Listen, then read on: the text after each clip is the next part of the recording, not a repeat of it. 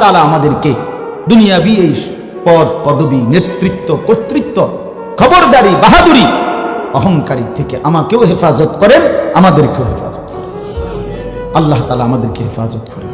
শোনেন, অহংকার কোরআনুল কারীমের মধ্যে স্পষ্ট আছে।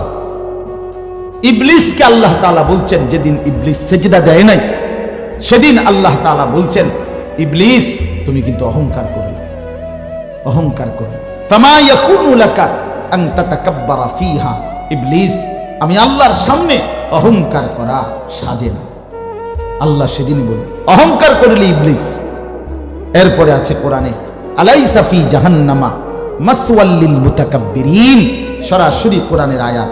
আল্লাহ তাআলা বলেন জাহান্নাম অহংকারীর ঠিকানা। অহংকারীর ঠিকানা কোথায়? আল্লাহ আমাকেও হেফাজত করেন, আমাদের সবাইকে হেফাজত করেন। আমাদের ইসলাহ দরকার, সংশোধন দরকার। প্রিয় ভাই, প্রিয় বাপ, জীবনটা শেষ দিন পর্যন্ত খতরা। হ্যাঁ, 90 বছর হোক, 90 বছর পরেও যদি কোনদিন আল্লাহ গুমরা বানায় দেয় তো তার পুরা জিন্দেগি আফসোস। বুখারীর রওয়ায়াত, বুখারীর হাদিস, আমি নিজে পড়াইছি মিয়া। আল্লাহ রাসূল সাল্লাল্লাহু আলাইহি ওয়াসাল্লাম বলছেন, ইন্নার রাজুলা লা ইয়ামালু আমালা আহলিল জান্নাহ ওয়া ইন্নাহু মিন আহলিন নার। বহু লোক এমন আছে, নবীজি বলেন, দেখতে তো দেখা গেছে সারাটা জিন্দেগি জান্নাতের আমল করছে, অথচ সে জাহান্নাম, জাহান্নাম, অথচ সে জাহান্নাম। এজন্য সব সময় আল্লাহ তাআলার কাছে নিজের ঈমান, নিজের আমল, নিজের আখিরাতের হেফাজত এটা চাওয়া উচিত। অনেক কিছু করছি, অনেক কিছু করে ফেলছি, অনেক কিছু হয়ে গেছে, না যদি গ্রহণ না করে মালিক, যদি আল্লাহ তাআলা হকের রাস্তা থেকে বিচ্যুত করে দেয়, হকের রাস্তা থেকে বিচ্যুত করে দেয়, আপনি বলেন আজকে আপনার দাওয়াত ও তাবলীগের মধ্যে অনুপ্রবেশকারী এই ছদ্মবেশী সাদের অনুসারী এই মুনাফিকরা প্রতিনিয়ত বলতেছে, উলামায়ে কেরাম আমরা হলাম তাবলীগের বাহিরের মানুষ, আমরা তৃতীয় পক্ষ, আমরা তৃতীয় শক্তি, আমরা বাহির থেকে ইন্ধন দিচ্ছি। আচ্ছা, আশ্চর্য বিষয় দেখেন, আল্লাহ তাআলা কি পরিমাণ বোকা, নির্বোধ, অন্ধ বানাইলে এত বড় কথা বলতে পারে, এত বড় কথা। এজন্য হককে না চিনা, বাতিলকে আঁকড়ায়া ধরা, গোমরাহকে আঁকড়ায়া ধরা, এটা জীবনের সবচেয়ে বড় লানত, অভিশাপ। বেটা অভিশাপ, অভিশাপ, এটা জিন্দেগির বড় অভিশাপ। একদিন আফসোস করবে, একদিন বুঝবে হায় কার বিরোধিতা করলাম, কার বিরোধিতা। আফসোসের ব্যাপার। উলামায়ে কেরাম সারাটা জিন্দেগি দাওয়াত, তাবলীগ, তালিম, তাজকিয়া, জিহাদ, ইসলামের হর লাইনে মেহনত করে উলামায়ে কেরাম ইসলামের নামে যত কিছু, সবকিছুর ওয়ারিস উলামায়ে কেরাম। এটা আল্লাহ রাসূলের ঘোষণা, আল্লাহ রাসূলের ঘোষণা। ইন্নামা ওয়ারাসুল ইলমা, নবী বলেন উলামায়ে কেরাম ইলমের ওয়ারিস। তো নবীর ইলম যা, নবীর যা তিনি দিয়ে গেছেন উম্মতের সামনে, তার পুরাটার ওয়ারিস উলামায়ে কেরাম। তো তাদের থেকে বিচ্যুত হয়ে তাদেরকে ভিন্ন ব্যক্তি বলা, এর চাইতে বড় নাফরমানি আর কি? এর চাইতে বড় নাফর, এটা কোন লজ্জায় বলে? এটা কোন লজ্জায় বলে? বাংলাদেশে যে সমস্ত শীর্ষ বুজুর্গ উলামায়ে কেরাম, এরা কি আজকে কালকের আলেম? কথা বলেন না। যে আলেমের বয়স, যিনি আজকে 60 বছর, 50 বছর, 40 বছর ধরে বুখারী পড়ায়, হাদিসের কিতাব পড়ায়, উনাকে যদি কেউ বলে উনি তৃতীয় পক্ষ, এর চাইতে বড় কানা, অন্ধ আর কে হইতে পারে?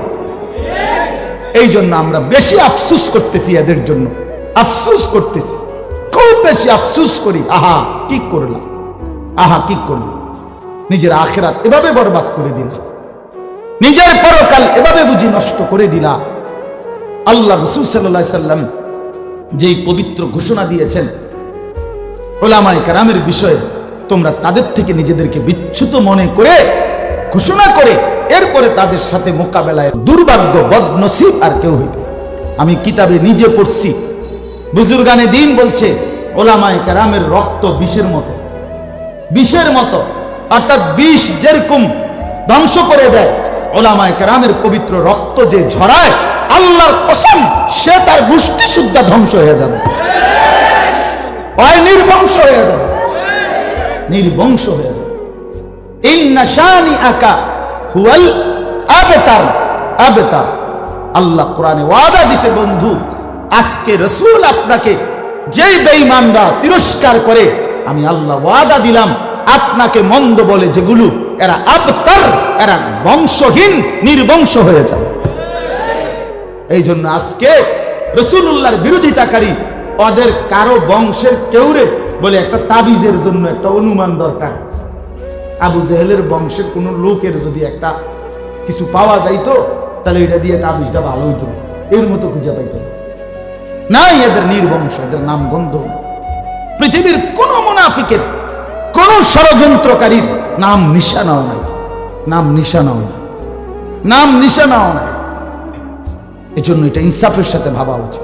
আমি সেদিনও বলছিলাম যে আমাদের প্রিয় নেতা রাহবার, আমাদের শেখুল ইসলাম, আমিরে হেফাজত যিনি ছিলেন, শেখুল ইসলাম আল্লামা শাহ আহমদ শফি রাহমাতুল্লাহ আলাইহি, তাকে দীর্ঘদিন পর্যন্ত 10টা বছর টানা যেই লোকটা আপনার উঠতে বসতে ওনাকে সবচেয়ে বেশি বিদ্রুপ করত, নারীর বিষয় নিয়ে ওনাকে তেতুল হুজুর বলতো, ওই বেটা যে উঠতে বসতে ওনাকে লজ্জা দিত, টিটকারি করত, তিরস্কার করত, আজকে সে কোথায় আর হাটহাজারী হুজুরের সম্মান কোথায়?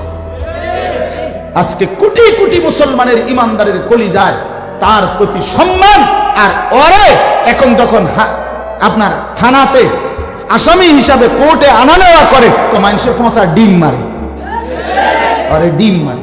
ওই ইনুরে এখন ডিম মারে, ডিম, কষা ডিম, কষা ডিম। সে সবচেয়ে বেশি হুজুরকে বিদ্রুপ করছিল, সবচেয়ে বেশি, সবচেয়ে বেশি মন্দ বলছিল এই লোক। কথায় কথায় ওনাকে সে টিটকারি করত, তিরস্কার। আজকে তুই কই, তিনি কই।